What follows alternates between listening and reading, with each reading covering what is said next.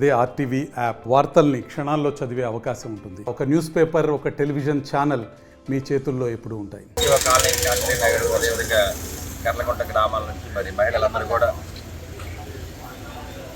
కూడా మరి విజయోత్సవాన్ని తెలియజేయడానికి పాదయాత్ర చేయడానికి మొదలుపెట్టడం జరిగింది. ఇది మరి ఎన్జిఓ కాలనీ వెంకటేశ్వర గుడి దగ్గర నుంచి కోటపూట దాకా పాదయాత్ర జరుగుతుంది.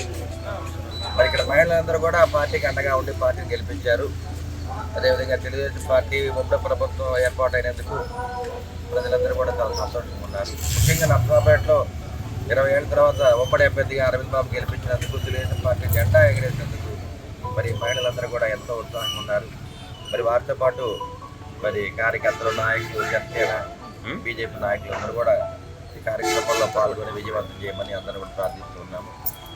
మరి తెలుగుదేశం పార్టీకి అంటే మరి ముఖ్యంగా మహిళలు, అదేవిధంగా కార్యకర్తలు వాళ్ళందరూ కూడా మరి చంద్రబాబు నాయుడు తరఫున మేము అందరం కూడా పాదాబంధం చేస్తున్నాం. జై తెలుగుదేశం, జై జనసేన, జై టీడీపీ.